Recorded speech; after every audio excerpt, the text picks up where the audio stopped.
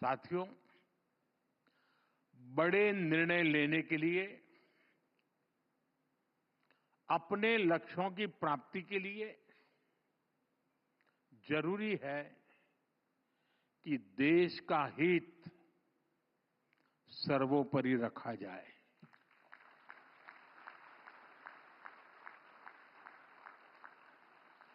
देश के सामर्थ्य पर भरोसा किया जाए। लेकिन दुर्भाग्य से हमारे देश में दशकों तक एक विपरीत धारा बही और देश ने इसका बहुत नुकसान उठाया। एक दौर था जब कोई भी बड़ा फैसला लेने से पहले, कोई बड़ा कदम उठाने से पहले ये सोचा जाता था कि दुनिया क्या सोचेगी, वोट मिलेगा या नहीं मिलेगा, कुर्सी बचेगी कि नहीं बचेगी,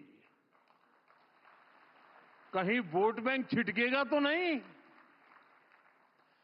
भांति भांति के स्वार्थों के कारण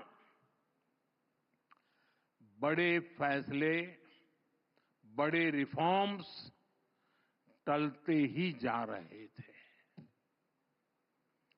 साथियों, कोई भी देश ऐसे आगे नहीं बढ़ सकता है।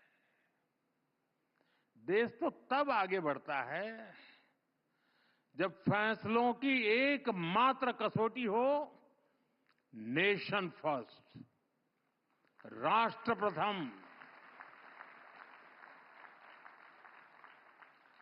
बीते एक दशक में भारत इसी नीति को लेकर चला है और आज हम इसके परिणाम भी देख रहे हैं। साथियों, पिछले 10-11 साल में हमारी सरकार ने एक के बाद एक ऐसे निर्णय लिए हैं जो दशकों से लटके, अटके और भटके हुए थे, जो राजनीतिक इच्छा शक्ति के अभाव में डिब्बों में बंद हो गए थे। अब जैसे एक उदाहरण हमारे बैंकिंग सेक्टर का है। बैंकिंग सेक्टर जो इकोनॉमी की रीढ़ होता है, पहले ऐसी कोई समिट नहीं होती थी जो बैंकों के घाटे पर बात किए बिना पूरी होती हो। और वाकई 2014 से पहले हमारे देश में बैंक पूरी तरह बर्बाद होने के कगार पर थे। अब आज क्या स्थिति है? आज भारत का बैंकिंग सेक्टर दुनिया के सबसे मजबूत सिस्टम में से एक है। हमारे बैंक रिकॉर्ड प्रॉफिट में है और डिपॉजिटर्स को इसका फायदा मिल रहा है। ये इसलिए हुआ क्योंकि हमारी सरकार ने बैंकिंग सेक्टर में लगातार रिफॉर्म्स किए, देश हित में छोटे बैंकों का मर्जर किया, उनका सामर्थ्य बढ़ाया। आपको एयर इंडिया की पुरानी हालत भी याद होगी। एयर इंडिया डूब रही थी। हर वर्ष देश के हजारों करोड़ रुपए डूब रहे थे। लेकिन फिर भी पहले की सरकार फैसला लेने से डरती थी। हमने फैसला लिया और देश को लगातार हो रहे नुकसान से बचाया। क्यों? क्योंकि हमारे लिए देश हित सर्वोपरि है। साथियों, हमारे देश के पूर्व प्रधानमंत्री ने माना था कि अगर सरकार 1 रुपया गरीब को भेजती है तो उसमें से 85 पैसा लूट जाता है। सरकारें बदलती रही, साल बीतते रहे, लेकिन गरीब के हक का पूरा पैसा उसे मिले, इस दिशा में ठोस काम नहीं हुआ। गरीब का पूरा पैसा गरीब को मिले, 1 रुपया दिल्ली से निकले तो 100 के 100 पैसे उसके पास पहुंचने चाहिए। इसके लिए हमने डायरेक्ट बेनिफिट ट्रांसफर की व्यवस्था की। और इससे सरकारी स्कीम्स में लीकेज रुकी, लाभार्थियों तक सीधे बेनिफिट पहुंचा। सरकार की फाइलों में 10 करोड़ ऐसे फर्जी लाभार्थी थे, ये जरा समझना, 10 करोड़ ऐसे फर्जी लाभार्थी थे जिनका कभी जन्म भी नहीं हुआ था और उन्हें पूरे ठाठ से सारी सुविधाएं मिल रही थी। 10 करोड़। पहले वाले यही सिस्टम बनाकर गए थे।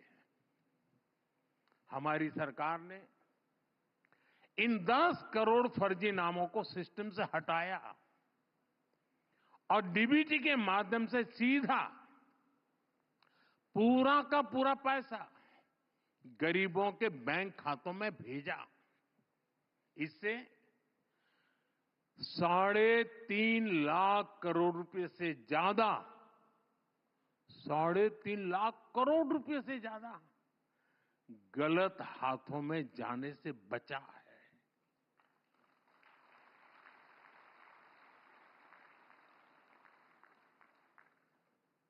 मतलब ये आपका पैसा बचाया है। पैसा आपका बचा, गाली मोदी ने खाई।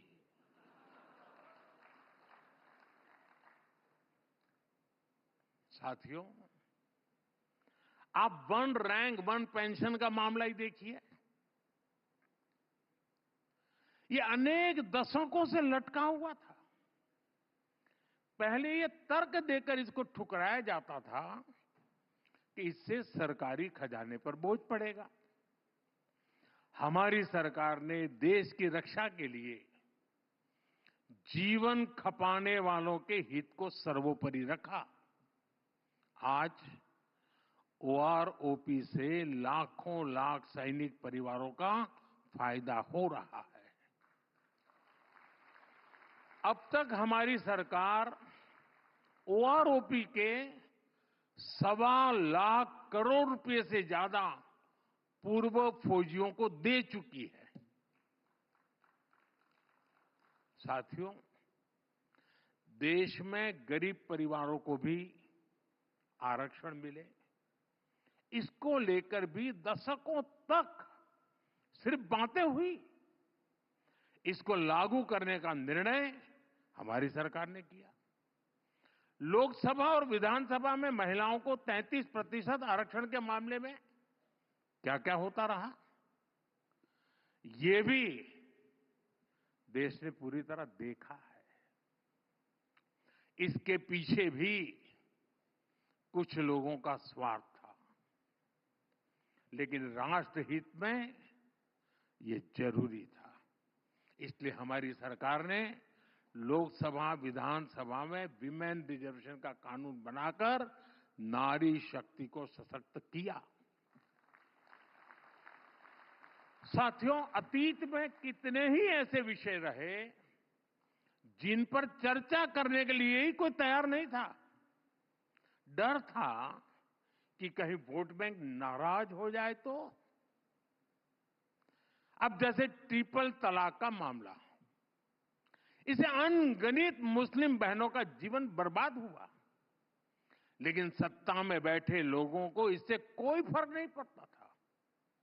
महिलाओं के हित में, मुस्लिम परिवारों के हित में हमारी सरकार ने ट्रिपल तलाक के विरुद्ध कानून बनाया। वक्फ कानून में जरूरी सुधार की जरूरत भी अनेक दशकों से महसूस की जा रही थी, लेकिन वोट बैंक को खुश करने के लिए इस नेक काम को भी बदनाम करके रखा गया था। अब जाकर वक्फ कानून में वो संशोधन किए गए हैं जो सही मायने में मुस्लिम माताओं बहनों, गरीब मुसलमान, पसमानदा मुसलमानों के काम आएगा। साथियों, एक और बहुत बड़ा काम हुआ है जिसकी चर्चा उतनी नहीं होती। ये काम नदियों से जोड़ने से जुड़ा है। अभी पानी के संबंध में अतिदेव जी ने पूछा क्या करेंगे। दशकों तक हमारी नदियों के पानी को तनाव का, झगड़े का विषय बनाकर रखा गया, लेकिन हमारी सरकार ने राज्य सरकारों के साथ मिलकर नदियों के जोड़ने का एक महाअभियान शुरू किया है। केन बेतवा लिंक परियोजना, पार्वती काली सिंध चंबल लिंक परियोजना, इनसे लाखों किसानों को फायदा होगा। वैसे आजकल तो मीडिया में पानी को लेकर काफी चर्चा चल रही है।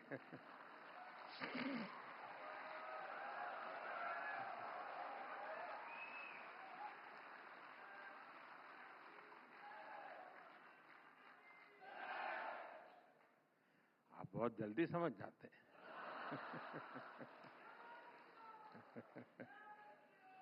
पहले भारत के हक का पानी भी बाहर जा रहा था। अब भारत का पानी भारत के हक में बहेगा। भारत के हक में रुकेगा और भारत के ही काम आएगा। साथियों, अक्सर लोग इस बात को दोहराते हैं कि इतने दशकों बाद संसद की नई इमारत का निर्माण हुआ, लेकिन एक बात पर चर्चा नहीं होती कि दशकों के इंतजार के बाद हमारी सरकार ने ही यहां दिल्ली में डॉक्टर बाबा साहब आंबेडकर नेशनल मेमोरियल भी बनाया। अटल जी की जब सरकार थी उस समय इसकी बात शुरू हुई थी, लेकिन इसके निर्माण का काम भी एक दशक तक लटका रहा। हमारी सरकार ने इसको तो पूरा किया ही, देश और दुनिया में बाबा साहब से जुड़े प्रमुख स्थलों को पंच तीर्थ के रूप में विकसित किया है।